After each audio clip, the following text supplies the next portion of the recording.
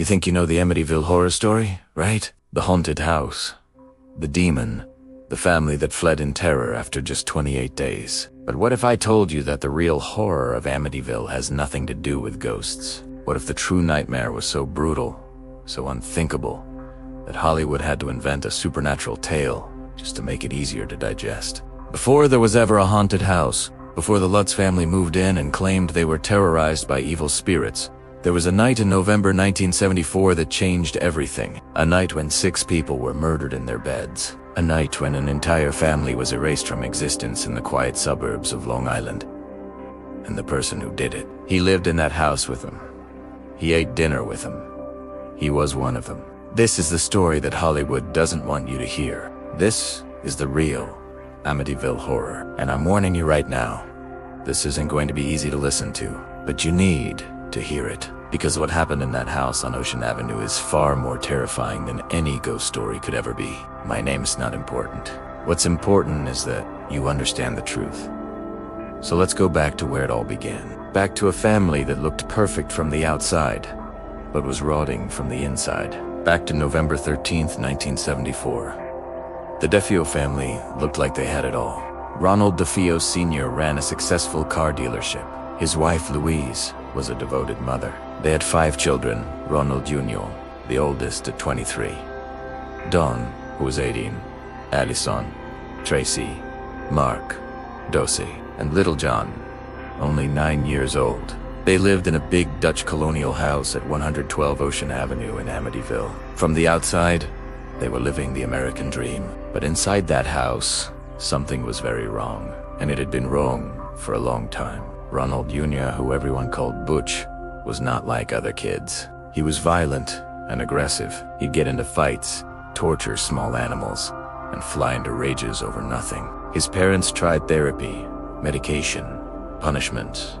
Nothing worked. As he got older, it only got worse. By the time he was a teenager, Butch was using drugs, heavy heroin, LSD, whatever he could get his hands on. He'd steal from his own family to pay for his habits, threaten his siblings, and get into screaming machias with his father. The police were called to the house multiple times, but nothing ever really changed. Ronald Sr. had his own problems. He was a violent man himself. He'd beat his wife, and he'd beat his kids, especially Butch. The two of them had a relationship that was more like enemies than father and son. They hated each other, and everyone in that house could feel the tension building, day after day, year after year. Butch worked at his father's dealership, but he was terrible at it. He'd show up high, steal money from the register, and disappear for days. His father kept him on, probably out of some sense of obligation, but it just made things worse. The resentment grew, the anger festered, and something dark was taking root in Butch's mind. In the weeks leading up to November 13th, Butch's behavior became even more erratic. He was paranoid, claiming people were following him. He'd stay up all night, pacing around the house with a rifle. His family was scared of him, but they didn't know what to do. How do you deal with someone you love, but who frightens you? Someone who might snap at any moment. On November 12th, the day before the murders, nothing seemed particularly unusual. It was a normal day. As evening came, the family had dinner together and watched some TV. Around 9 p.m., everyone started heading to bed. It was a school night, work in the morning. Just another normal evening in suburban America. But Butch didn't go to sleep. Stayed up, and as the house grew quiet, as his family drifted off into unconsciousness, something in his mind clicked. Maybe it was the drugs. Maybe it was the years of abuse and resentment. Maybe it was something deeper, something broken in his brain that could never be fixed. Whatever it was, Butch made a decision that night. He was going to kill his entire family. Around 3:15 in the morning on November 13th, Butch got up. He went to the closet where his father kept the guns and grabbed a Marlin rifle, a loaded Italiano, and then he walked down the hallway to his parents' bedroom. They were asleep, lying in bed, completely vulnerable. Butch raised the rifle and shot his father twice in the back. Then he turned the gun on his mother and shot her twice as well. His parents never woke up. Tay Husted, right there in their bed, murdered by their own son. But Butch wasn't done, not even close. He walked down the hallway to his brother's room. Mark and John were sharing a bedroom, just 12 and 9 years old. Butch walked in, raised the rifle, and shot them both. One so touch, they died instantly. Then he went to Allison's room. His 13-year-old sister. She was asleep in a bed, completely unaware. He pointed the rifle at her and fired. One shot. She died in her sleep. Finally, he went to Dawn's room, his 18-year-old sister. Some people think Dawn woke up during the murders, that she might have even heard the shots. There's evidence that suggests she might have been face down on her bed when she was killed, not on her back like the others. Maybe she was trying to hide. Maybe she was praying. We'll never know for sure. Butch shot her once, and just like that, his entire family was dead. 6 people. 6 murders. All in the span of about 15 minutes. And here's the most disturbing part. Nobody heard anything. The houses on Ocean Avenue aren't that far apart. The rifle shots should have woken up the neighbors, but nothing happened. The night remained silent, and Butch was left alone in that house with 6 dead bodies. What do you do after you murder your entire family? Butch took a shower. He got dressed. He gathered up the shell casings. And then he just left the house like nothing had happened. He drove to Brooklyn and went to work at his father's car dealership, acting completely normal. Later that day, he met up with some friends. They asked where his family was. He said they were away for the weekend. He was calm, collected, no signs of guilt. But as the day went on, Butch realized he had a problem. Eventually, someone was going to notice that his entire family was missing. He needed a story. He needed an alibi. So he came up with a plan. Around 6:30 that evening, Butch burst into a local spot called Henry's Bar. He was frantic, panicked, screaming that something terrible had happened.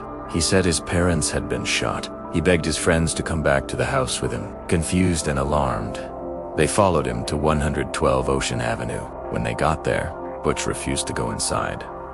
He said he was too scared, so his friends went in first. And what they found inside that house is something that still haunts them. The smell hit them first. That metallic, coppery smell of blood. Then they started finding the body, one by one, room by room. A massacre. The police were called immediately. Butch played his part perfectly. He was the grieving son, the shocked survivor. He told the police his family must have been killed by a mob hit. And at first, the police believed him. But as the investigation continued, things started to fall apart. Detectives noticed inconsistencies in his story. He kept changing details.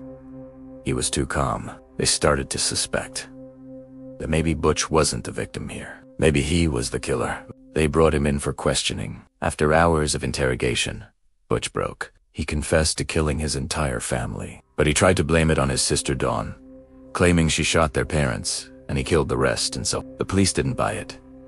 The evidence didn't support his story. All the ballistics reports showed the same rifle was used for all 6 murders. There was no sign of a struggle. It was clear that Butch was lying. He had killed his entire family. Alone. In cold blood. Butch was arrested and charged with 6 counts of second-degree murder. The trial, starting in October 1975, was a media circus.